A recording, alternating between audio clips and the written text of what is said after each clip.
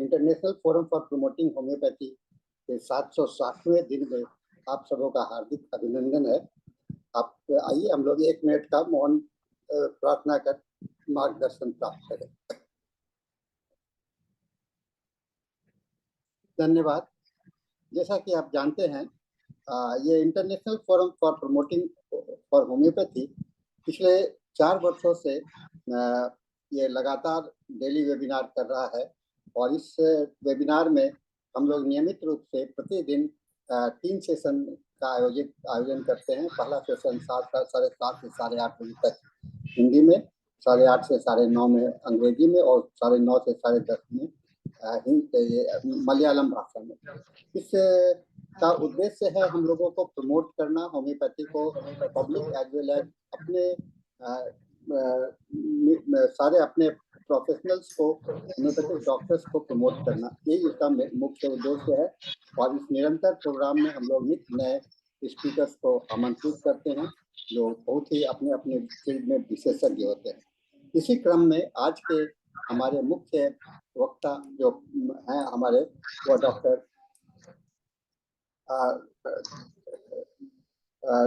विवेक कुमार सयाल जी हैं। विवेक कुमार सयाल जी के विषय में मैं बताना चाहूँगा। ये एमडी की हैं, इन्होंने NIH से किया है और NIH से ये टीचिंग में पढ़ाई भी अपना किया। ये एसोसिएट प्रोफेसर हैं अभी प्रैक्टिस ऑफ मेडिसिन डिपार्टमेंट में RBTS homeopathic medical college Muzaffarpur में। इसके साथ ही ये वहाँ पर डिप्टी मेडिकल सुपरिटेंडेंट है। डॉक्टर विवेक सयाल जी का रिपोर्टरी में भी बहुत अच्छा स्कोप है और काफ़ी बच्चों को पढ़ा रहते हैं। बच्चे काफ़ी इनके साथ पढ़ने के लिए जुड़े रहते हैं। तो हम लोग आइए, अब डॉक्टर विवेक सयाल जी का आज का विषय है। आपको डॉक्टर विवेक सर, डर्मेटाइटिस के लक्षण, सिम्टम्स, उसका कारण और होम्योपैथिक उपचार। तो मैं डॉक्टर विवेक सयाल जी को कहूँगा, मैं आमंत्रित करता हूँ, आप अपना लेक्चर शुरू करें। Thank you sir. सर आवाज सुनाई पड़ रही सर? हेलो, आप पीपीटी शेयर कर लीजिए, शेयर बटन है नीचे में। जी जी जी, नीचे में शेयर बटन है, वहां से शेयर हो जाएगा।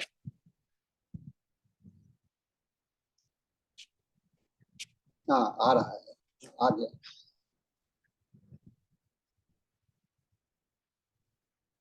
बढ़िया।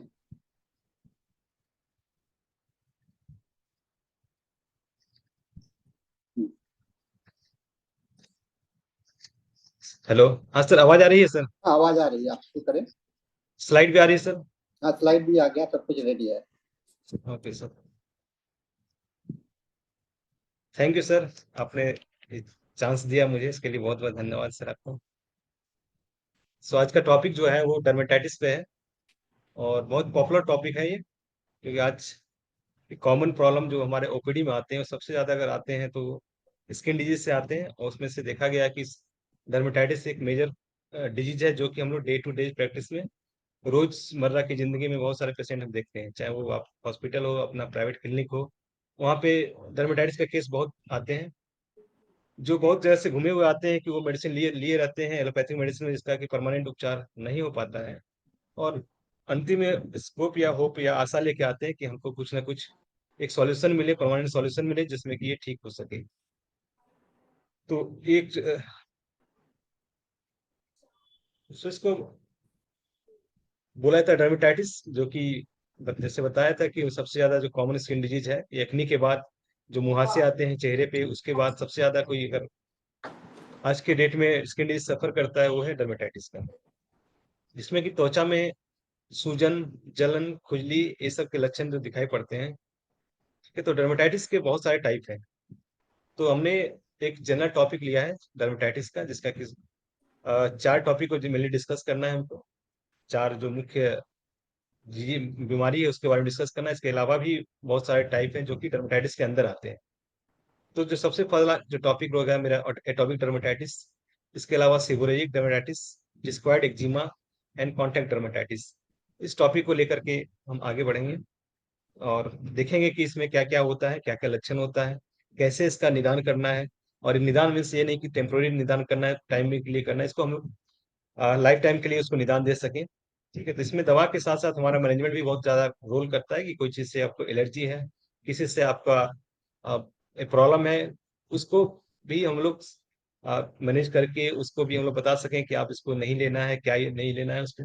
तो दवा के साथ साथ वो भी कारगर करता है। जैसे हमने बताया था, मतलब ऑर्गन में बोला जाता है कि मेंटेनिंग काउच, उस मेंटेनिंग काउच जो को भी हमको साथ में लेके चलना है कि उसको कैसे रिमूव किया जा सके ताकि परमानेंट इलाज किया जा सके। तो फर्स्ट जो है एटोपिक डर्मेटाइटिस। एटोपिक डर्मेटाइटिस का दूसरा नाम न्यूरोडर्मेटाइटिस भी है, इन्फेंटाइल एक्जिमा भी है, बेसमर्स पिरूरिगो भी है। ठीक है, तो ये होता क्या है?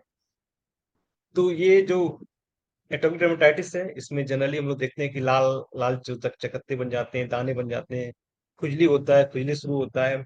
और ये जनरली जो होता है वो हाथ में, पैर में, जो जॉइंट का बेंड है, जो मुड़ाव है खूनी में, इसमें ज्यादा देखा जाता है। तो इसमें जो कॉमन प्रॉब्लम लेकर आते हैं वो खुजली लेकर आते हैं कि सबसे ज्यादा जो खुजली होता है, इचिंग होता है। और ये जनरली देखा जाता है कि बच्चे में सबसे ज्यादा कॉमन है। ठीक है, तो इसको जैसे हमने दिखाया कि ये जो है जो इनहेरिटेड डिसऑर्डर्स है, जिसमें कि स्किन का जो इरिटेशन होता है, इरिटेबल स्किन होता है, वहां पे उसको खुजली होती है और सेंसिटिव। और जनरली दे इन्फेंट को ज्यादा होता है, infants almost around 90% they are suffering, कि वो इन्फेंट में ज्यादा होता है।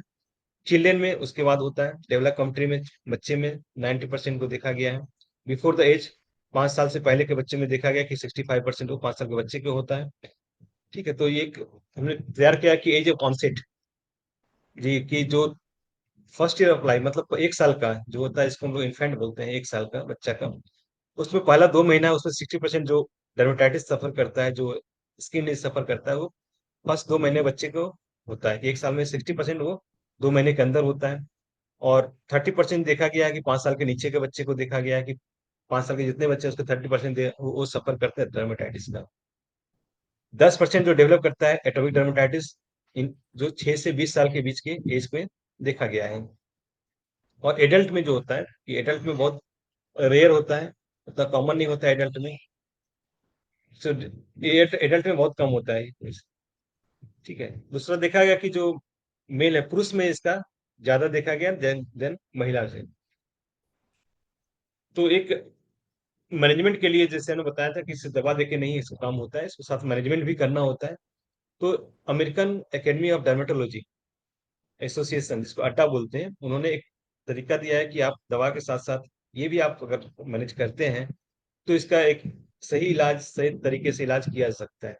जिसमें बोला गया कि आप मॉइस्चर यूज कीजिए, कि आप उसको सूखा नहीं रहने देना है, उसको कुछ ना कुछ ऐसा रखना है कि वो ड्राई नहीं हो, सूखा नहीं हो। तो मॉइस्चर को आप यूज कर सकते हैं, जो कि नॉन मेडिकेटेड मॉइस्चर होना चाहिए, नॉन मेडिकेटेड मेडिसिन होना चाहिए। मतलब वो दूसरा है कि आप कॉन्टिन्यूस को स्नान कराते रहें, हाइजीन को मेंटेन करते रहें।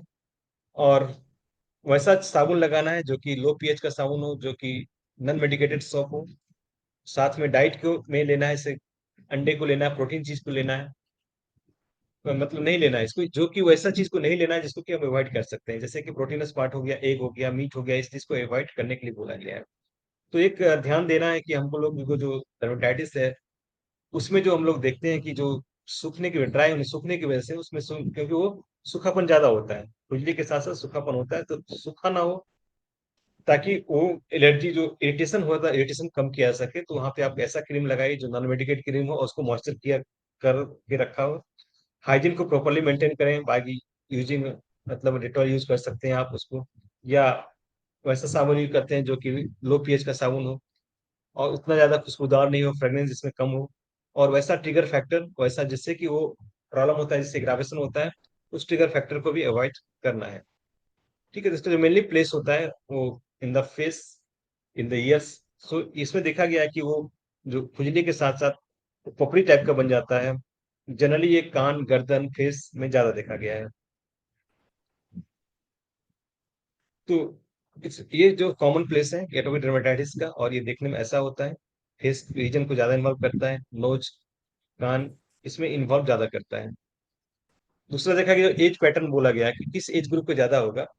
तो ये देखा जाता है कि जो front of the legs bent, मतलब जो मुड़ा होता है घुटने में के पीछे, जांग के ऊपर होता है, इसमें ज्यादा देखा गया है। बच्चे में चेहरे में ज्यादा देखा गया। तो इन्फेंट जो होता है वो 80% 60% उस बच्चे में ज्यादा देखा गया, 2 महीने के बच्चे को ज्यादा होता है।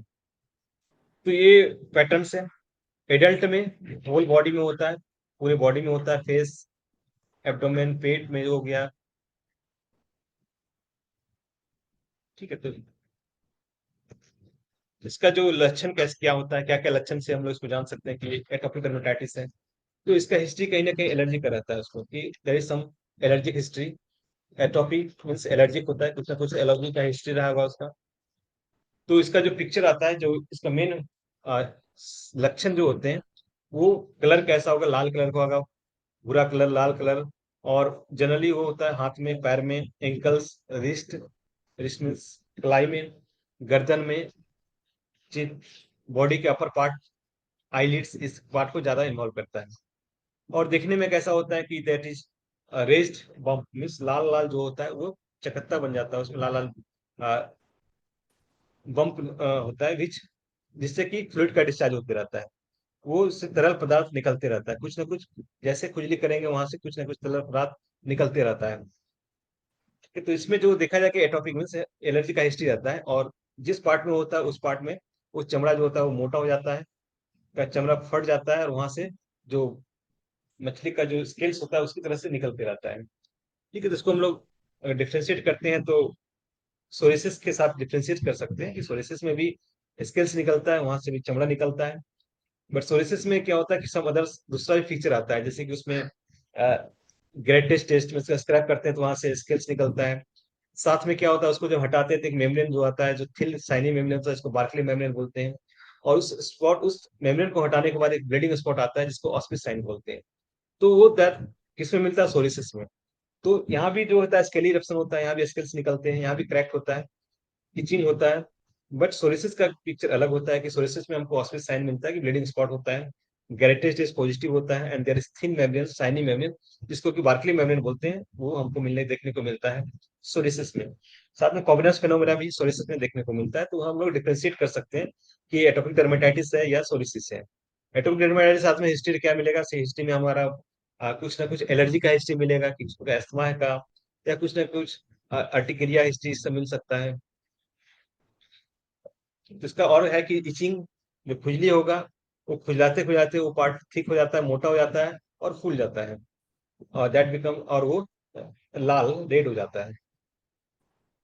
तो ये एटोपिक डर्मेटाइटिस है। दूसरा जो टाइप हमने देखा, मेंशन किया था कि वो सेबोरेक डर्मेटाइटिस। इसको दूसरा नाम बोला गया इन्फेक्शियस एक्जिमेटस डर्मेटाइटिस। ये इन्फेक्शन की वजह से होता है, इन्फेक्शियस एरिया में होता है। इसमें जो होता है कि ये ज्यादातर चेहरे में, सर के ऊपर पपड़ीदार जो पैच बन जाता है, लाल कलर का होगा स्किन, स्किन जो, और बच्चे में ज्यादा होता है, जनरल सबको होता है, लेकिन पिक जो होता है बच्चे में ज्यादातर देखा गया है इसमें। और बड़े में खासकर बोला जाता है कि दैट डेंड्रफ मतलब रूसी जो हो जाता है, कि सर पे रूसी बन जाता है, रूसी का जो मोटा मोटा लेयर बन जाता है, चेहरे के ऊपर, छाती के ऊपर वाटरी डिस्चार्ज, तेलीय डिस्चार्ज, स्टिकी डिस्चार्ज आता है।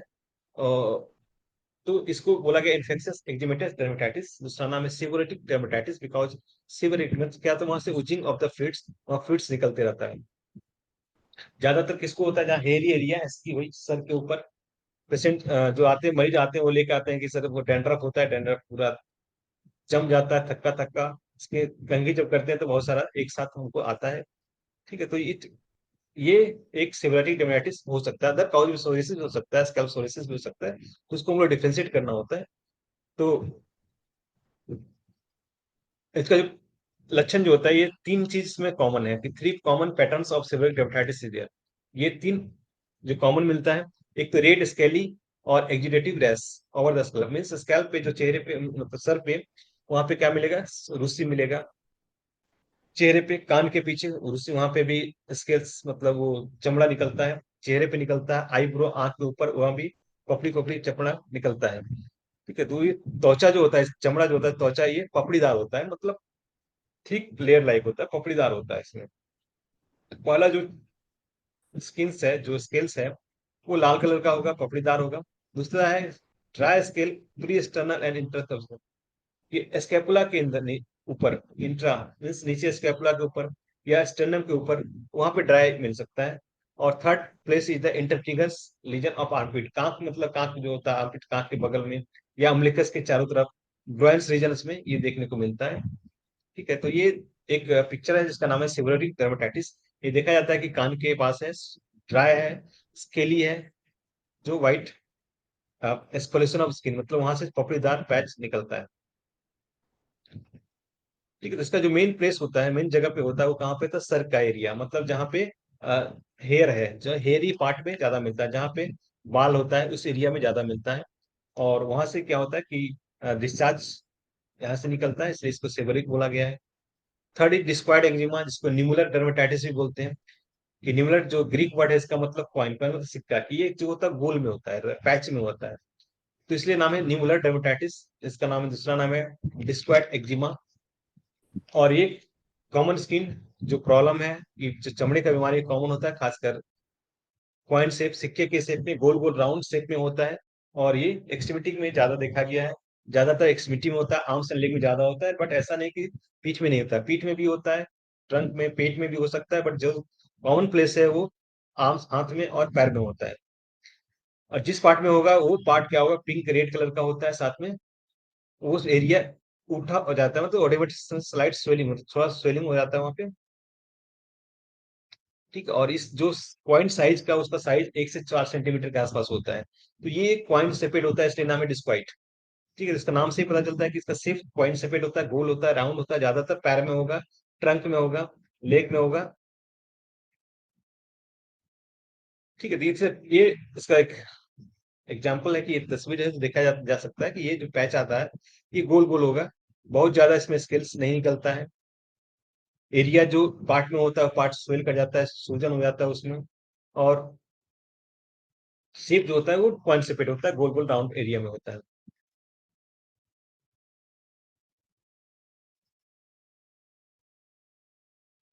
इसका पैथोफिजियोलॉजी के कारण क्या हो सकता है, इसमें मेनली जो देखा गया कि बैक्टीरियल एंटीजन की वजह से होता है।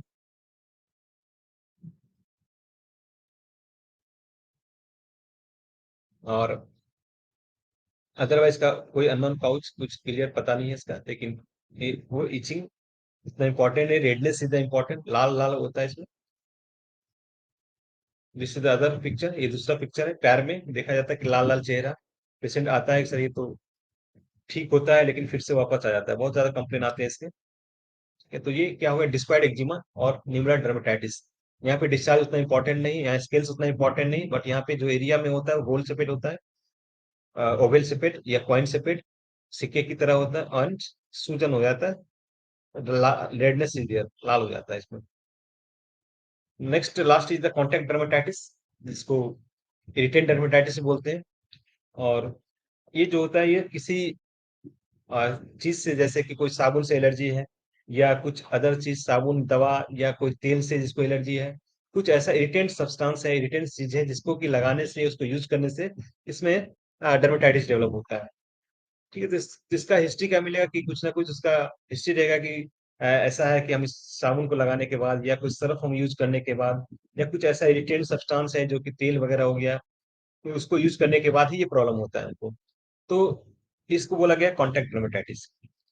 ठीक है, तो इसको एक एलर्जी भी बोल सकते हैं, कि एलर्जी का, एलर्जी हो सकता है किसी चीज से, कोई पर्टिकुलर चीज से, तो हमको ये दवा जब मेडिसिन देते हैं या उस पेशेंट को देखते हैं, तो ये पूछते जरूर है कि आपको कैसे प्रॉब्लम होता है।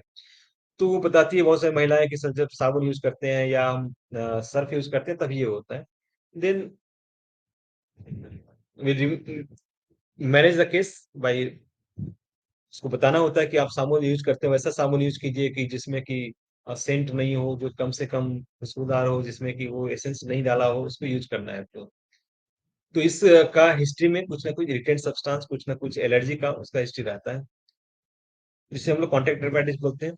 और इसका जो रैश होता है वो खुजली ज्यादा होता है, खुजली के साथ साथ इरिटेशन, मेटेंशन, जलन भी होता है, खुजली भी होता है, जो जलन एंड बर्निंग, मतलब बर्निंग पेन या जलन, खुजली को, और ज्यादा इचिंग होता है। और हिस्ट्री में इसका कुछ ना कुछ इरिटेंट सब्सटेंस का यूज का हिस्ट्री रहता है इसमें। इसका कॉमन साइट हाथ होता है, कि फ्रंट ऑफ पम्प, तलबे मतलब पाम, हाथ के आगे या पीछे, क्योंकि ज्यादा यूज हम लोग करते हैं वो हाथ से भी करते हैं कि उसको साथ धोना है, साबुन धोना है, तेल लगाना है, तो वो हाथ में यूज होता है, तो हाथ में ही ये ज्यादा होता है, इधर सामने वाले हाथ में, तल में, पाम में, या बैक ऑफ द पाम में यूज किया जाता है, मतलब ये होता है। तो ये कॉमन साइट, जैसे हमने देखा कि this is a type of contact dermatitis, जो कि कहाँ बैक ऑफ द हैंड में है, हाथ के पीछे है, और ये रेड है, लाल है। बट यहाँ स्किल्स अगर नहीं, स्किल्स इज नॉट इम्पोर्टेंट, यहाँ पे स्किल्स का इम्पोर्टेंस उतना नहीं है। एलर्जी टाइप का है कि जब ये यूज करते हैं तब ये प्रॉब्लम होता है, ठीक है। तो ये एक रैश टाइप का है, रेडनेस मार्क है, इसमें रैश होगा, और रैश कैसा होगा, जलन और खुजली के साथ आएगा ये, इसलिए इसको बोला गया कॉन्टैक्ट डर्मेटाइटिस की, कॉन्टैक्ट के बाद किसी पर्टिकुलर इरिटेंट का कॉन्टैक्ट के बाद ये प्रॉब्लम होता है, इसलिए इसका नाम है इरिटेंट डर्मेटाइटिस भी बोलते हैं। तो इरिटेंट्स इसके लिए जरूरी है कि कुछ ना कुछ इरिटेंटिंग सब्सटेंस है, कुछ कुछ ना कुछ प्रोवोकिंग सब्सटेंस है, जिसको कि वो यूज करने से ये प्रॉब्लम होता है। और जो पार्ट में होगा वो पार्ट कैसा होगा, लाल होगा, फट जाता है, जिससे लिखा फटा हुआ है। सो ये भी एक टाइप का डर्मेटाइटिस, एक टाइप का एक्जिमा है, जिसको हम लोग बोला जाता है कॉन्टैक्ट डर्मेटाइटिस। ये तो हमने बताया था कि मैनेजमेंट में आप दवा के साथ साथ जो अड्डा का है कि आप इसको यूज करना है, किस टाइप का सोप को यूज करना है, क्या नहीं लेना है, क्या लेना है। तो प्रोटीनस सब्सटेंस, खासकर एग को, मीट को, इसको अवॉइड करने के लिए बोला जाता है। कॉफी को अवॉइड करना है, नट को अवॉइड करना है, और हमेशा उसको मॉइस्ट करके रखना है। खासकर एटोपिक डर्मेटाइटिस के केस में बोला गया है कि आप इस चीज को जरूर मेंटेन कीजिए, दवा के साथ साथ मॉइस्चराइजर्स का यूज कीजिए। वो पार्ट जितना ज्यादा सूखा ना रहे, ये इसको ध्यान देना है, अनहाइजेनिक नहीं रहे, इसको ध्यान देना है। तो लास्ट आते हैं हम लोग कि इसको हम लोग कैसे अप्रोच करें कि एक पेशेंट हमारे पास आया डर्मेटाइटिस का। तो फर्स्ट हम लोग डायग्नोसिस कर रहे हैं कि उसको पता करें कि इसका कारण क्या है, कि एटोपिक डर्मेटाइटिस है, या सेवरोटिक डर्मेटाइटिस है, या डिस्क्वायड डर्मेटाइटिस है, या कॉन्टैक्ट डर्मेटाइटिस है, या सम अदर कंडीशंस जैसे कि लाइकन प्लेनस हो गया। लाइकन प्लेनस के साथ साथ सोरियासिस भी हो सकता है। तो लाइकन प्लेनस में क्या होता है कि व्हाइट लेस मार्क पैटर्न होता है, व्हाइट लेस मार्क पैटर्न, जिसको विखम स्ट्राई भी बोलते हैं। और लाइकन प्लेनस जो जनरली इन्वॉल्व करता है वो हेयर को इन्वॉल्व कर रहा है, म्यूकस मेम्ब्रेन को इन्वॉल्व करता है, नेल्स को इन्वॉल्व करता है। और सोरियासिस में हमने बताया जैसे कि उसमें जो टेस्ट यूज करते हैं कि स्क्रैप, ग्रेटिक टेस्ट की स्क्रैप करते हैं किसी चीज से, और उसका स्केल्स निकल रहा है, और स्केल्स निकलने के बाद देखते हैं थीन मेम्ब्रेन जो होता है, शाइनी मेम्ब्रेन होता है, उसका नाम है बार्कली मेम्ब्रेन। उस मेम्ब्रेन को जैसे ही हटाते हैं वहां से ब्लीडिंग स्पॉट एक आ जाता है, इसको बोलते हैं ऑस्पिस साइन। दूसरा हम लोग लाइकन प्लेनस एंड सोरियासिस में कॉमनस फिनोमेना देखते हैं कि जो पार्ट इंजर्ड पार्ट है, उस पार्ट में वो पोर्सलिटी ज्यादा होता है। तो उसको लोग डिफरेंशिएट करते हैं, एक आता है गटेड सोरियासिस, जो कि बच्चे में देखा जाता है, खासकर चिल्ड्रन में देखा जाता है, जो कि एक इन्फेक्शन आफ्टर बैक्टीरियल इन्फेक्शन के बाद होता है, स्ट्रेप्टोकोकल इन्फेक्शन के बाद होता है। तो वहां भी जस्ट लाइक डिस्क्वायड एक्जिमा की तरह ही होता है, वो उनका पैच में आता है, पूरा बॉडी में डॉट डॉट अपीयरेंस रहता है, या जाए लाइक मीजल्स का जो रैश होता है उसकी तरह होता है। तो वो गटेड सोरियासिस हो सकता है। तो उसका हिस्ट्री में क्या मिलेगा, इन्फेक्शन मिलेगा, infection with the bacteria, streptococcal infection का हिस्ट्री मिलता है। And that generally occurs in children, वो बच्चे में ही ज्यादातर होता है, जिसको गटेड सोरियासिस भी बोलते हैं। तो हम लोग सोरियासिस, लाइकेन प्लेनस और डर्मेटाइटिस को डिफरेंशिएट कर पाए, ये पहला हमारा एम रहेगा कि ये सोरियासिस तो नहीं है, ठीक है। तो हम लोग एक सिम्टम, कॉमन सिम्टम लेकर के डायग्नोसिस कर सकते हैं, बट डायग्नोसिस से हमारा मेडिसिन सिलेक्शन नहीं हो सकता, वो नोसोलॉजिकल डायग्नोसिस हो सकता है जो कॉमन सिम्टम लेके करते हैं। थेरापेटिक डायग्नोसिस करने के लिए या मेडिसिन हम लोग सिलेक्शन करने के लिए हमको किसका जो अप्रोच है, हेरमेनियन अप्रोच, उसको लेना पड़ता है।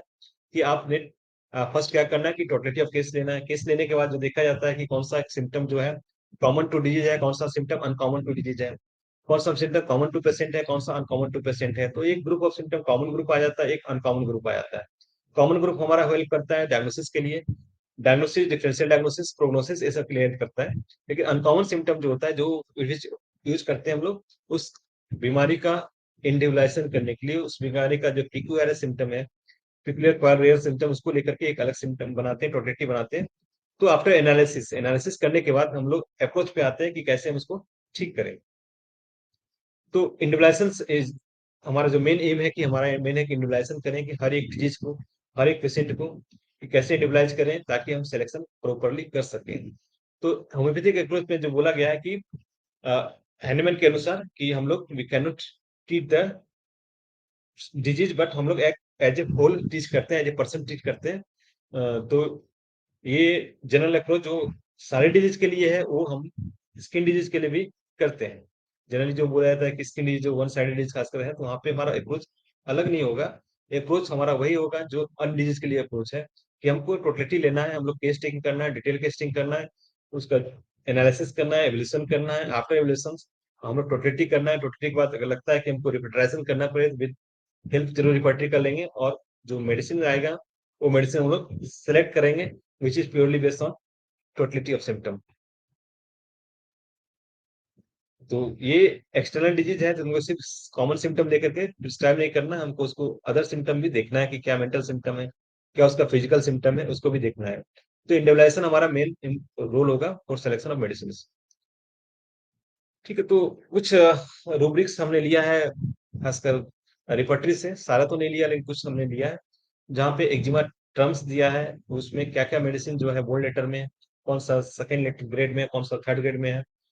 तो ये सारा बोरिक में दिया हुआ है कि कैलकेरिया कार्ब, एनाकार्डियम, एंटियम फ्लूइड, सोरिसिस, सोराइनम, रस्टक्स, सल्फर, ये सब मेडिसिन दिया हुआ बोरिक में। इसके अलावा पार्टिकुलर पार्ट में कि ईयर बिहाइंड ईयर में होगा तो लाइक फिनिमम सल्फ, प्रोटोन, टिक्स, मेजेरियम, ये सब मेडिसिन मेंशन किया हुआ है। फेस में होगा तो क्या होगा, फ्लेक्सुरा ऑफ जॉइंट में होगा तो सोराइनम, कॉस्टिकम, एमोन कार्ब, कैली आर्स एक्सेट्रा, ये सब में मिलेगा आपको। ठीक है, तो ये डिफरेंट साइड पे हैंड में न्यूस्थेनिक पर्सन, जो ओल्ड पर्सन है उसमें होगा तो क्या क्या मेडिसिन वो सेलेक्ट आ सकता है, फ्रिक्वेंटली आ सकता है, तो बोरिक में दिया है इसे। उसका स्किन इरेप्शन, एक्जिमा, आर्सेनिक, आर्साइड, baryta mur, calcarea carb, calcarea sulph, sulphur iod, sulphur, इस सब मेडिसिन फर्स्ट ग्रेड में दिया हुआ है बोल्ड लेटर में। केंट इरेप्शन, एक्जिमा, तो केंट में आर्साइड, आर्सेनिक, ग्रेफाइटिस, सिपर sulph, rhus tox, these are medicine. Phatak में एक्जिमा के में लिखा हुआ mezereum, oleanders, petroleum, phosphorus, psorinum, first grade medicine. Eczema बियर्स, आर्सायोड, eczema digestive affections with lycopodium, eczema hair margin Hydrastis, eczema urine affection, ये सारा मेडिसिन जो हमारा फाटक डिपार्टमेंट में दिया हुआ है। मेडिसिन तो बहुत सारे मेडिसिन है, कोई भी मेडिसिन आ सकता है, बट कुछ फ्यू मेडिसिन जो कॉमनली इंडिकेटेड है वो मेडिसिन डिस्कस कर सकते हैं कि सल्फर, सल्फर का एटोपिक डर्मेटाइटिस होगा तो सल्फर कैसा होगा। तो सल्फर का जो होगा वो ड्राई स्केली स्किन इरेप्शंस, जो कि ऑल ओवर बॉडी में, प्लस क्या है, क्या स्क्रैचिंग से रिलीफ होता है, scratching patient feel better, scratching मतलब उसको नोचने से आराम होता है, लेकिन नोचने से आराम तो होता है, लेकिन आफ्टर इचिंग, इचिंग के बाद क्या होता है, नोचने के बाद क्या होता है, उसका बर्निंग सेंसेशन होता है कि इचिंग से तो पेशेंट अच्छा फील करता है, लेकिन आफ्टर फॉलोड बाय बर्निंग, कि burning is important for sulphur. ठीक है, सल्फर साथ में क्या है, इसका मेटल एलर्जी के में भी सल्फर ही बहुत अच्छी मेडिसिन है जो काम करता है। जो मेटल का एलर्जी या किसी मेटल, पार्टिकुलर मेटल से उसको प्रॉब्लम हो रहा है, उससे उसको डर्मेटाइटिस हो रहा है, स्किन डिजीज हो रहा है, इन दैट कंडीशन सल्फर को हम लोग यूज कर सकते हैं। तो सल्फर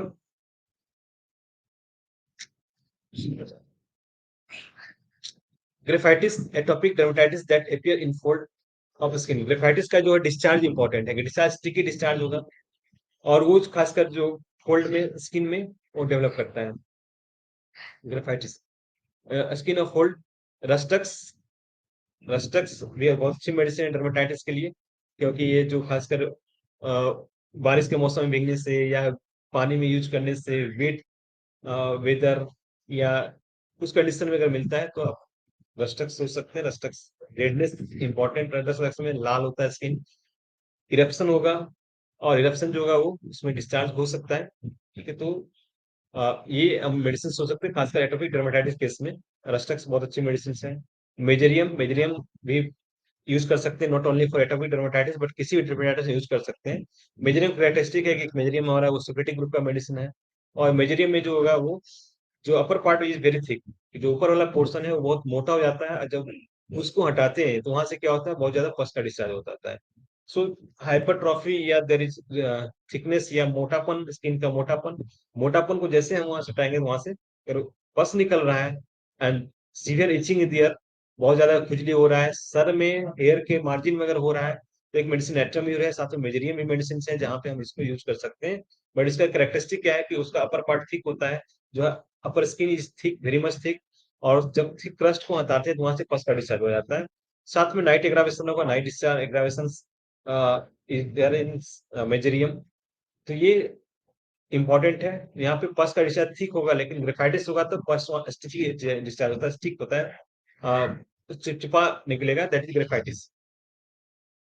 नेट्रम्यूर बहुत अच्छी मेडिसिन है डर्मेटाइटिस, खासकर स्टोपिक डर्मेटाइटिस में, जहाँ इरप्शन जो होगा हेयर के मार्जिन में और स्कैल्प में होगा, जहाँ eczema that around the hair line, eye आंख का जो पलक है इसमें एक्जिमा है, सर का जो मार्जिन है हेयर उस वहां पे एक्जिमा है। साथ में इसका जो रहेगा नेट्रेमिल का कि डिजायर वगैरह इंपॉर्टेंट है कि इसका सॉल्ट डिजायर है, या पेशेंट बोलेगा sir better why when not taking the dinner lunch, कुछ भी खाते नहीं है, खाने से प्रॉब्लम होता है, खाने के बाद बढ़ जाता है प्रॉब्लम, तो खाली पेट से रिलीफ हो रहा है, दैट इज मेरी नेट्राम्यूल। आर्सेनिक एल्बम, जहाँ बर्निंग बहुत इंपॉर्टेंट है, बर्निंग बहुत मार्क है, और बर्निंग का जो कैरेक्टरिस्टिक है कि उसका रिलीफ करता है, उसका आराम होता है उसको हॉट से, गर्म देने से उसको आराम होता है। ठीक है। और अगर वो ठंडे से अगर बढ़ रहा है, कि ठंडे से बढ़ रहा है, कोई पेशेंट हमको बता रहा है कि नहाने से, पानी यूज करने से, तो अगर स्किन डिजीज बढ़ रहा है, तो वन मेडिसिन क्लेमेटिस, क्लेमेटिस बहुत अच्छी मेडिसिन है, खासकर वैसे पेशेंट में जो बताते हैं कि सर पानी जब भी यूज करते हैं या जब कोई भी कपड़ा साफ करते हैं, धोते हैं, तो उसके बाद अगर प्रॉब्लम हो जाती है, तो one medicine clematis is also there. Clematis बहुत अच्छी मेडिसिन है। It's ready for a rhus venenata, it's medicine is there. ये सब मेडिसिन हम लोग यूज करते हैं। इसके अलावा जो है अदर मेडिसिन, इसको मेंशन नहीं किया, इसका नाम है इक्थाइलम। इक्थाइलम भी बहुत अच्छी मेडिसिन है, और खासकर जहाँ पे अगर हीट सेंसेशन हो रहा है, इचिंग के बाद हीट आ रहा है, तो उस कंडीशन में इक्थाइलम सोच सकते हैं। So ichthyolum is very also very good medicine. Other medicine, small medicine like अंतरा, खासकर जो कोल माइंस वगैरह लेके काम या काम करते हैं, उस पेशेंट में एक्जिमा अगर डेवलप हो रहा है तो उसको दे सकते हैं। तो बहुत सारा different way of the prescription है, कि कोई पे कीनोट प्रिस्क्रिप्शन है, बहुत सारे पेशेंट आते हैं कि सर सीमेंट में काम करते हैं, इसकी वजह से एक्जिमा हो रहा है, तो हमको उस एंगल सोचना पड़ेगा कि जो cement, bad effect of using cement, तो सीमेंट क्या से बनता है, तो उस चीज को अगर हम प्रोटेंडाइज फॉर्म में देते हैं, लाइक कॉस्टिकम कैलक्रिया का ग्रुप को मेडिसिन देते हैं, तो वो वहाँ पे बहुत अच्छा रिजल्ट मिलता है। तो एक तो डिपेंड करता है कि व्हाट इज द पैथोलॉजी, कहाँ से इसको प्रॉब्लम हो रहा है, किस चीज से एलर्जी हो रहा है, उस एलर्जी को दूर करना है वहां से, उस एलर्जी को कैसे हम लोग टैकल करें ताकि उसका क्यूर हो सके। तो दीज आर द ग्रुप, ये सब मेडिसिन है जहाँ कॉमनली इंडिकेटेड है, जिसमें कि इसके अलावा जैसे कैलिबैक्रोमिकम, वहां भी डिस्चार्ज होता है, स्टिकी डिस्चार्ज, वहां भी कैलिबैक्रोमिकम ही है।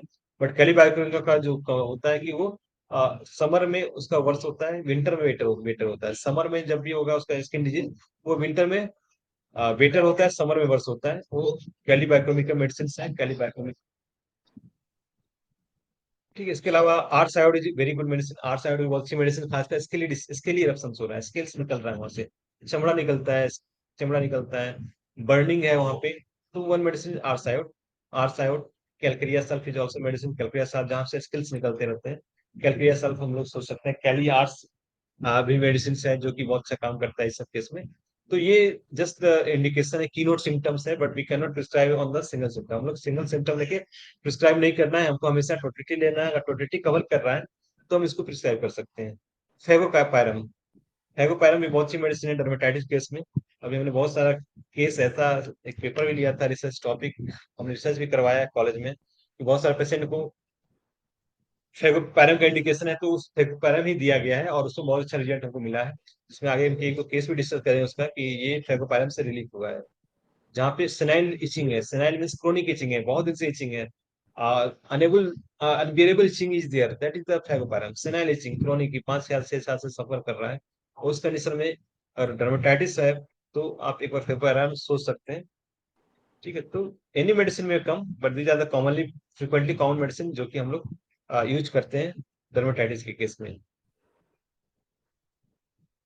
हाँ, केस है, कुछ केस शॉर्ट में डिस्कस करते हैं कि डर्मेटाइटिस का केस में जहां हमने देखा है कि बहुत अच्छा रिजल्ट मिला है, और रिजल्ट टेम्पोररी नहीं है, वो रिजल्ट बहुत लॉन्ग टर्म के लिए इफेक्टिव था, और अभी तक वो ठीक है पेशेंट।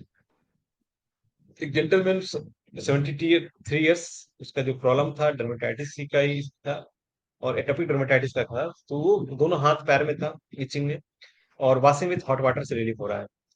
ठीक है। तो इसको हमने केस लेने के बाद लगा कि ये पेशेंट जो है उसको आर्सेनिक दिया जाए, बट हमने फुल केस टेकिंग कराने के बाद और उसको टोटलिटी लिया, टोटलिटी लेने के बाद आर्सेनिक ही आया और हमने मेडिसिन दिया जिसका रिजल्ट हम आगे शो करने वाले हैं। ठीक है, बाकी फिजिकल जनरल नॉर्मल था, urine 4 to 5 times per day, sleep disturb, सब ठीक है। मेंटल जनरल में एंग्जाइटी अबाउट हेल्थ, अपने बारे में बहुत ज्यादा था कि सर इतना इनसे ट्रीटमेंट कर रहे हैं लेकिन अभी तक कोई रिजल्ट नहीं मिला है। फास्टिडियस नेचर था कि हर चीज को क्लीन एंड क्लीन चाहिए था उसको। ठीक है, फास्टिडियस, कोई भी सामान उसका बिखरा अच्छा नहीं लगता था। Patient very much restless is there. ये सब तो पैरामीटर्स हमने देखा। तो ये हमने सिम्टम लिया, anxiety about health, restless, nervous, fastidious, desire for cold drink, desire for sweet, itching relief by washing with hot water, eruption, moist discharge, सब तो लेने के बाद और फाइनली टोटलिटी लेकर के हमने मेडिसिन जो लिया वो आर्सेनिक ही आया था, आर्सेनिक। और प्रिस्क्राइब आर्सेनिक ही किया गया था, जिसमें कि 30 का 2 डोज ओडी दिया फॉलोड बाय प्लेसिबो। और दिया the change of symptom, old case है ये।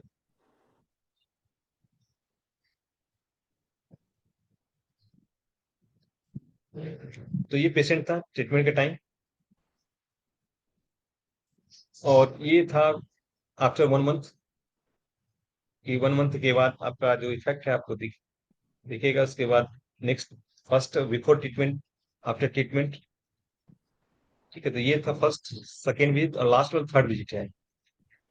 ठीक है, तो ये लगभग लगभग वो ऑलमोस्ट क्लीन हो चुका है उसका पैर। जो कि फर्स्ट में आया था बहुत सीवियर था, वाटर डिस्चार्ज था, उजिंग था, एटोपिक डर्मेटाइटिस का हिस्ट्री था इसका। इतना है कि जो वहां पे बस को हम लोग इसको सोक किया गया था। अनदर केस शॉर्ट में डिस्कस करते हैं थोड़ा, कि male patient aged 18 years suffering from eruptions with itching all over body, mainly on extremity and few on the abdomen since 6 years, itching aggravated after scratching and relief after bathing or washing with cold water, patient's desire for sweet। बाकी जो diagnosis आया था atopic dermatitis था, मैंने medicine फेविपिराम prescribe किया था। ये फेविपिराम का एक सीरीज हमने बनाया था, केस सीरीज, और वो 20-25 केस का सीरीज है जहाँ पे फेविपिराम से ही हमने ठीक किया था डर्मेटाइटिस का।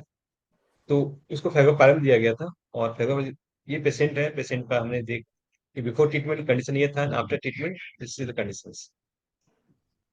ठीक है, तो हमने देखा कि कॉन्टैक्ट डर्मेटाइटिस को अगर हमने प्रोटेक्टिव लेकर के ठीक करते हैं, प्रोटेक्टिव लेकर के अगर उसको देते हैं मेडिसिन, तो फेल्योर नहीं होता है। अगर उसका हम मैनेजमेंट पार्ट को भी साथ में रखें कि किस चीज से उसको एलर्जी है, क्या से जो प्रोवोक कर रहा है, कॉन्टैक्ट डर्मेटाइटिस है तो इरिटेटिंग सब्सटेंस क्या है उसका। ठीक है, तो उस चीज को हम लोग साथ में रख करके अगर ट्रीटमेंट करें तो अच्छा रिजल्ट है। जो पेशेंट आते हैं सब जगह दिखा के कि आप एलोपैथी जो दिखाते हैं सब कॉर्टिकोस्टेरॉइड ऑइंटमेंट यूज कराते हैं, स्टेरॉइड देते हैं ताकि उसको कुछ दिन तक रिलीफ होता है, पूरा ठीक हो जाता है। लेकिन जैसे ही इसका इफेक्ट खत्म होता है, again condition is the same, same condition लेकर के फिर दोबारा आते हैं। तो परमानेंट सॉल्यूशन की ओर देखते हैं होम्योपैथी को, तो जिसका कि इलाज होता है बिना स्टेरॉइड का, बिना कॉर्टिकोस्टेरॉइड, बिना ऑइंटमेंट का आप इसको ठीक कर सकते हैं। केस नंबर 3, इसको हम डिटेल्स नहीं लिख पाए, टाइम थोड़ा कम था। तो ये भी पेशेंट है, इसका भी बिफोर आफ्टर ट्रीटमेंट दिया गया है। इसको भी पेशेंट जो दिखाया दिया गया फेविपिराम में दिया गया था इसको। इज द थर्ड पेशेंट, फेविपिराम यूज किया गया था, जहाँ पे दिखा था बिफोर ट्रीटमेंट आफ्टर ट्रीटमेंट, ये बहुत ज्यादा आराम हुआ था इसका। और इसका थर्ड पेशेंट, वो फोटो ही मिला नहीं, नहीं तो वो पूरा क्लीन हो चुका था। ठीक है, सर सीरीज ऑफ केस है, बहुत सारा केस है। डर्मेटाइटिस का स्किन पे तो बहुत ज्यादा केस है, क्योंकि जहाँ पे हम रहते हैं वहाँ पे स्किन का बहुत कॉमन प्रॉब्लम है कि हर एक दूसरा तीसरा आदमी स्किन डिजीज से सफर करता है यहाँ पे। तो लास्टली डिस्कशन पे आते हैं कि डर्मेटाइटिस जो है कि एक inflammatory non communicable skin disorders है। ये नॉन कम्युनिकेबल है, न दूसरे को ट्रांसफर नहीं हो सकता है। तो इसमें जो देखें कि हमने ड्राई स्केली इरप्शंस होता है खासकर एटोपिक में, लेकिन अदर जो देखा गया है वहाँ डिस्चार्ज होता है, रेडनेस इज देयर। और डिस्क्वायड में देखा कि उसका स्केल्स जो होता है वो जो इरप्शन होता है वो पॉइंट शेपेड में होता है, गोल गोल राउंड होता है। एडिमेटस एडिमा फॉर्मेशन होगा। तो हैंडमैन, एज पर हैंडमैन, हैंडमैन ने बताया 190 में कि local disease occurred from little or no injury from without, वैसा लोकल डिजीज जो कि इंजरी की वजह से नहीं हुआ, जिसका कि ओरिजिन इनसाइड से हुआ है, जिसका कि origin derangement of vital force से हुआ है, उसका ट्रीटमेंट जो होगा, बट वो क्या हुआ एक्सटर्नल पार्ट पे शो कर रहा है और वन साइडेड के फॉर्म में है, तो ट्रीटमेंट जो हमारा होगा इंटरनल मेडिसिन ही होगा। और जो मोड ऑफ ट्रीटमेंट होगा वो जैसे सारे डिजीज का ट्रीटमेंट करते हैं, वहां पे हमका ट्रीटमेंट वही होगा कि हम केस टेकिंग लेना है, डिटेल केस टेकिंग लेना है। केस टेकिंग लेने के बाद और जो मेडिसिन आता है टोटलिटी लेने के बाद, जो सिलेक्टेड मेडिसिन उसको हम लोग प्रिस्क्राइब करना है with proper dose, proper nutrition, when there management is necessary. Management her case में मैनेजमेंट करना है, ठीक है, ताकि जो ऑब्स्टेकल है रिकवरी में, उस ऑब्स्टेकल को हम लोग दूर कर सकें, जो रुकावट पैदा होता है उस रुकावट को हम लोग रोक सकें। तो इस चीज को ध्यान देना है। और as per 283, in order to work wholly according to nature, the true healing artist will prescribe the accurately chosen homeopathic medicines most suitable in all respect in so small a dose on account of this alone। किसी ऐसा नहीं कि बहुत ज्यादा medicine देना है। आप एक मेडिसिन 1 डोज 2 डोज दे करके आप उसको अच्छे से प्लेसिबो दे करके 1 महीने 2 महीने तक वेट कर सकते हैं। वेट करने के बाद आप रिजल्ट देखेंगे, जो कि हम लोग रिपीटेडली देते हैं कि मदर टिंचर दे रहे हैं, 4 मेडिसिन दे रहे हैं, वो वो जो रिजल्ट देगा हमारा, वो ये कंफर्म नहीं करेगा कौन सा मेडिसिन काम किया, लेकिन अगर सिंगल मेडिसिन देते हैं तो ये कंफर्म करता है कि ये मेडिसिन हमारा काम किया है। कॉन्फिडेंस भी आता है और ट्रीटमेंट का मोड भी सही है, पेशेंट को एग्रावेशन भी नहीं होता है किसी तरह का। तो इस चीज को ध्यान रखना है। Lastly bibliography part, this the bibliography from वेज, जहाँ से हमने कुछ कुछ लिए हैं कंटेंट इसका। So lastly thank you. हाँ, थैंक यू विवेक जी, आपने बड़ा अच्छा प्रेजेंटेशन दिया है। एक चीज मैं जानना चाहूंगा, इसमें आपने माइग्मेटिक डिस्कशंस आपने किया है कि नहीं? माइग्मेटिक स्कोप, माइग्मेटिक रोल क्या है स्किन के लिए, क्योंकि स्किन को जनरली लोग सोरिक मानते हैं। तो जी जी। एक सवाल उठता है, क्या साइकोटिक लेवल पर स्किन होगा, या एक्टोपिक, ये जो डर्मेटाइटिस है और ये जो सिंपल स्किन इचेज है और डर्मेटाइटिस है, फिर आपको सोरियासिस है। तो इस तीनों को डिस्टिंग्विश कर करके अगर हम लोग देखें माइग्मेटिक रोल, तो कुछ इस पर जानकारी मिल सकती है। इस पर थोड़ा सा चर्चा कीजिए और पीपीटी को आप रिमूव कर दीजिए। जनरली जो स्किन डिजीज, इसका ओरिजिन तो कहीं ना कहीं सोरा तो है बैकग्राउंड में, सोरा एक्टिव फॉर्म में, लेकिन सोरा का ओरिजिन है अगर, लेकिन हम लोग देखते हैं कि कौन सा माइजम डोमिनेट कर रहा है, कि उसके अनुसार ट्रीटमेंट करते हैं। जो माइजम अगर प्रीडोमिनेंट है, मान लीजिए साइकोसोरिक है या सीडोसोरिक है, तो माइजम का देखा जाता है कौन सा माइजम प्रीडोमिनेंट है, उसके अनुसार ट्रीटमेंट करते हैं। और उस माइजम का indication again gone on totality of symptom पे करते हैं, कि जो टोटेलिटी बताता है लास्टली, वो टोटेलिटी के बेसिस पे मेडिसिन प्रिस्क्राइब करते हैं। अगर साइकोसिस का सिम्टम ज्यादा है, सोरी का उतना सिम्टम नहीं है, तो हम लोग वैसा मेडिसिन चूज करते हैं जो कि ये टोटलिटी कवर करता हो। तो ये देखा गया कि, लेकिन सारे का ओरिजिन कहीं ना कहीं सोरा तो है, कि सोरा के बैकग्राउंड में कहीं ना कहीं तो होता है, कि तो प्रिडोमिनेंट माइजन के बेसिस पे हमारा ट्रीटमेंट किया जा सकता है। डॉक्टर हेनीमैन का क्रॉनिक डिजीज है, जी उसके उन्होंने जो क्रॉनिक डिजीज का चर्चा किया है, उस पर मैंने बड़ा डिटेल्स में मैं देखा। तो डॉक्टर हेनीमैन को जो मैग्मेटिक, आप थोड़ा सा पीपीटी को हटा दीजिए, है ना, पीपीटी को शेयर बंद कर दीजिए। ठीक ठीक। तो क्रॉनिक डिजीज का जो आप, उसमें हम लोगों ने बड़ा डिटेल्स में हम लोगों ने देखा, और उसमें क्रॉनिक डिजीज का जो रोल है, और क्रॉनिक डिजीज हेनीमैन कहने का मतलब, पहले हेनीमैन भी कहा करते थे कि केवल ये टोटलिटी ऑफ सिम्टम्स, लेकिन बहुत सारे ट्रीटमेंट करने के बाद में उन्हें लगा कि ये टोटलिटी ऑफ सिम्टम्स जो है सो कंप्लीट नहीं हो रहा, कंप्लीट क्योर नहीं हो रहा, फिर से रिलैप्स हो रहा है। तो इसके लिए उन्होंने जी कभी 12 साल लगे, 12-13 साल उन्होंने जी अध्ययन जी। किया, सारे केस रिपोर्ट्स को देखे। तो उनके सारे केस रिपोर्ट्स में, जितने भी अपने पुराना केस हिस्ट्री को, तो डॉक्टर हेनीमैन का एक बहुत बड़ा खूबी था कि वह केस रिकॉर्ड्स मेंटेन किया करते थे अपने क्लिनिक में और अपने समय में। और आज भी आप जाएंगे तो वहाँ पर आपको स्टुटगार्ट में म्यूजियम है, वहाँ पर डॉक्टर हेनीमैन के केस रिपोर्ट्स आपको मिलेंगे। खास करके इनका जो आपका ये कोठिन है, वहाँ पर भी आपको इनके बहुत सारे लिटरेचर्स अभी अवेलेबल हैं। और उसमें सबसे इम्पोर्टेंट चीज जो मैंने देखा डॉक्टर हनीमैन का, कि माजिमा was born only because of the skin disease, है जी ना। जी। आप अगर उसका समराइज कीजिएगा क्रॉनिक डिजीज को, मैंने उनके फिलोसॉफिकल पार्ट्स को, तो माजिमा was born only because of the skin disease. दूसरी बात कि आपने दो मेट्रा मेडिका हैनीमैन को देखा होगा, एक है मेट्रा मेडिका प्यूरा और दूसरा मेट्रा मेडिका है ये क्रॉनिक डिजीज का सेकंड पार्ट में जो खाली मेडिसिन को उन्होंने डिस्क्राइब किया। दोनों के मेडिसिन के प्रेजेंटेशन में अंतर को आप अगर कोई ध्यान से आप देखेंगे तो बहुत अंतर नजर आएगा। डॉक्टर जो पहले वाले जो मेट्रा मेडिका प्योर है वो प्योर सिम्टम्स है, जनरेटेड सिम्टम्स है, जो पेशेंट में जो उन्होंने प्रूविंग में देखा उसका है। लेकिन क्रॉनिक डिजीज में उन्होंने कुछ एनालिटिकल व्यू भी डाला है और रीजनिंग किया है, रीजनिंग को साथ में डाला।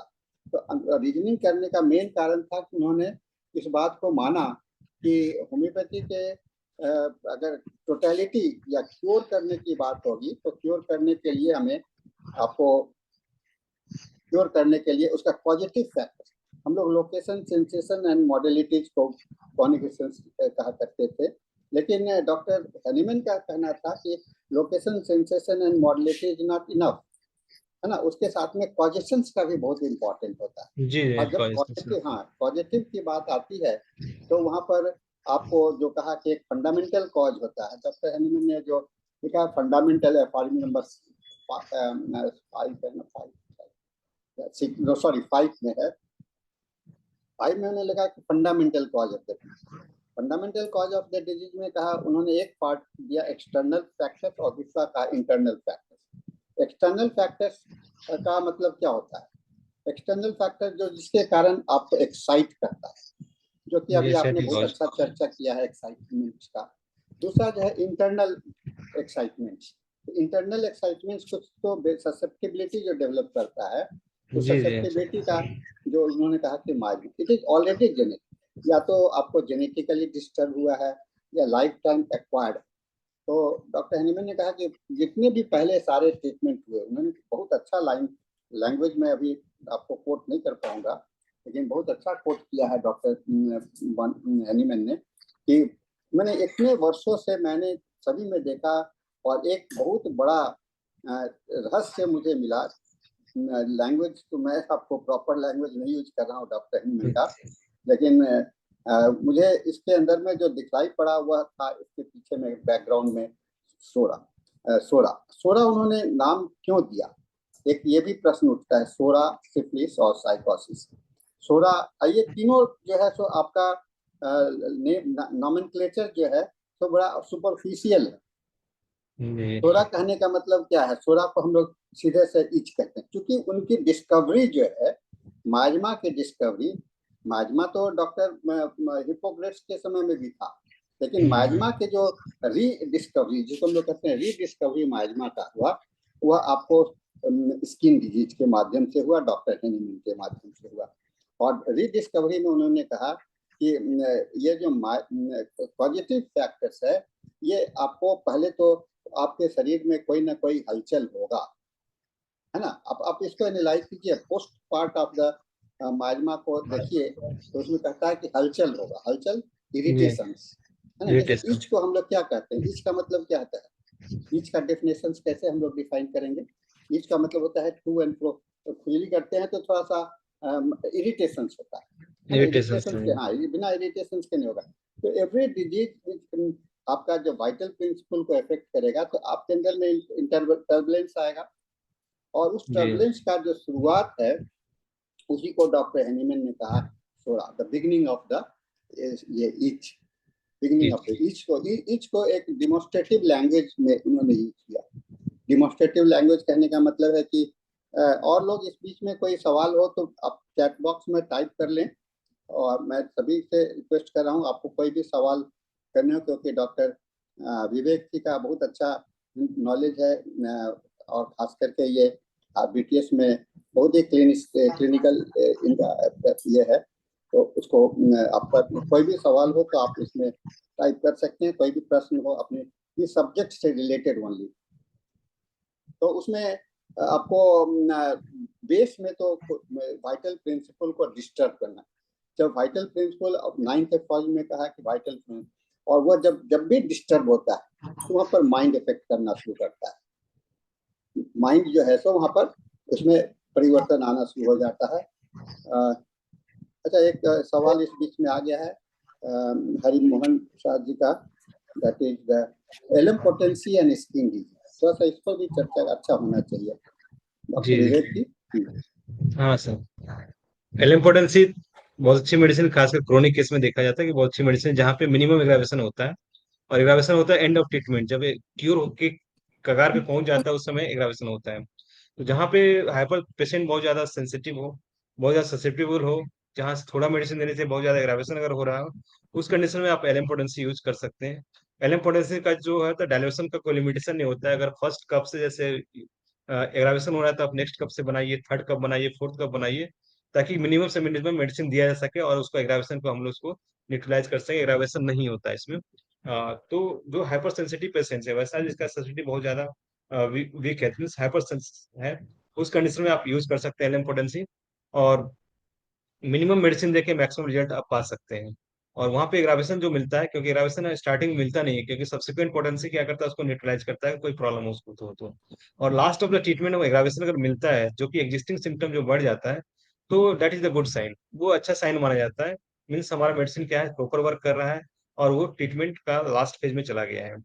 तो वैसे पेशेंट जहाँ पे क्रोनिक कंडीशंस हो और वो बहुत ज्यादा सेंसिटिव हो, जहाँ थोड़ा मेडिसिन से भी एग्रावेशन कर रहा है, एक डोज से भी 30 पोटेंसी एग्रावेशन कर रहा है, देन थिंक ऑफ जहाँ पे वेल सिलेक्टेड मेडिसिन, किस मेडिसिन सिलेक्शन प्रॉपर है, जो मेडिसिन देने के बाद 30 देने के बाद एग्रावेशन कर रहा है, तो आप उसको 50 मिलीसिमल यूज कर सकते हैं। और उस पेशेंट में एक अच्छा वे है ट्रीटमेंट का। ठीक है जो।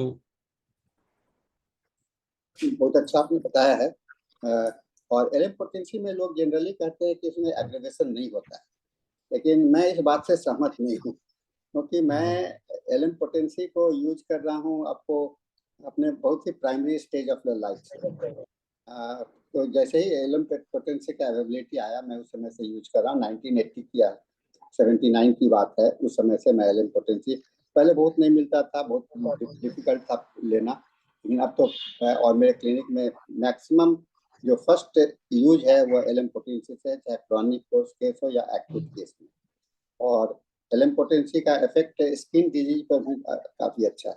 और स्किन बहुत डिजीज अच्छा। में, जी स्किन डिजीज पर जो है तो मैं देखता हूँ कि लोग कहते हैं ना कि एग्रीवेशन नहीं होता है, नहीं एग्रीवेशन होता है। स्किन डिजीज का कोई भी होगा तो थोड़ा सा आपको इरप्ट करेगा, क्योंकि अभी अभी आपने बताया कि इंटरनली इंटरनल डिरेंजमेंट को एक्सटर्नल डिरेंजमेंट में कन्वर्ट करना, हेरिंग्स लॉ की बात करते हैं। तो उसमें आपको जैसे लोग उसको लोग अगर इसको कहेंगे कि बढ़ने का केस आता है, तो ये बढ़ना तो नहीं है, लेकिन लोग इसको मानते हैं। पेशेंट आपको कहेगा कि डॉक्टर साहब मेरा बढ़ गया, ये बढ़ गया, ये पेशेंट का ओपिनियन होता है बढ़ना। तो बढ़ने का जो मीनिंग है उसको हम लोग को समझना पड़ेगा, रोग कैसे बढ़ता है।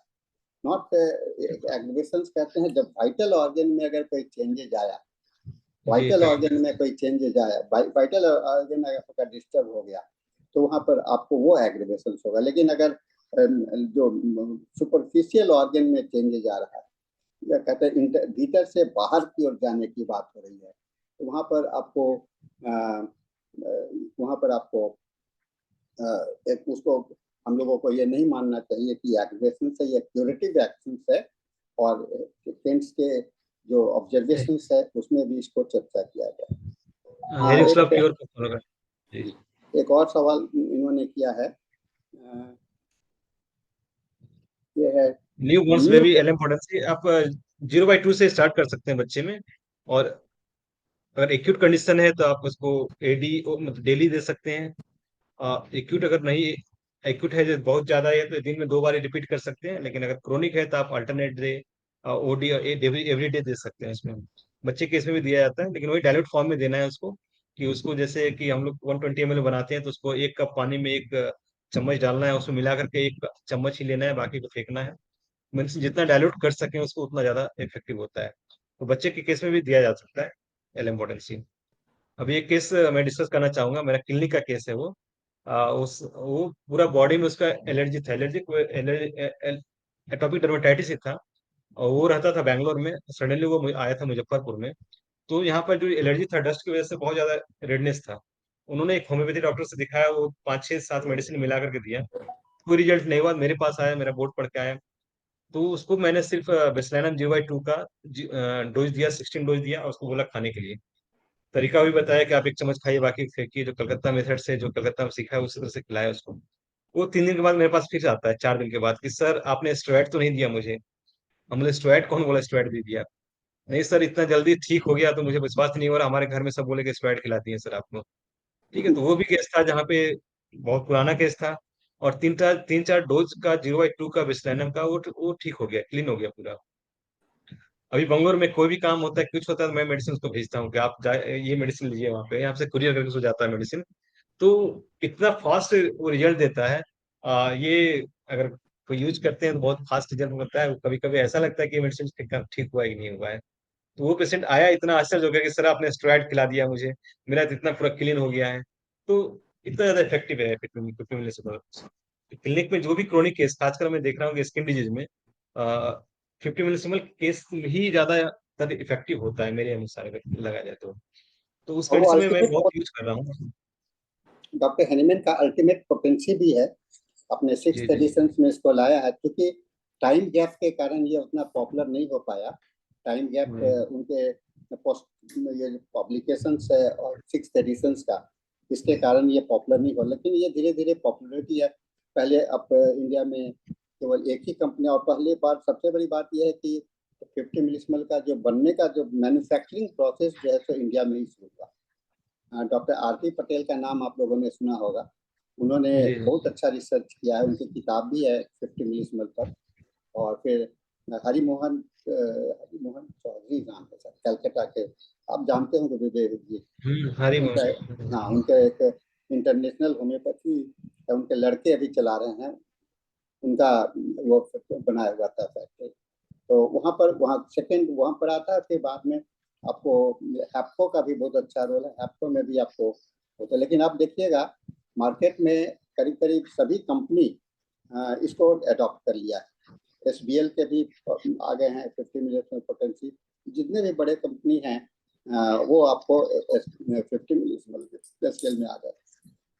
और डिमांड के विषय में बताऊं कि LM पोटेंसी का डिमांड कितना है, तो डॉक्टर ये धार भार जी का नाम सुने होंगे, जो हैप्को के। जी। आपको क्या है? हाँ, तो उनसे आपको मेरी बात हो रही थी, और मैं कहा कि आप 6 महीना 3 महीना में सप्लाई करते हो, तो हम लोग का पेशेंट का क्या होगा?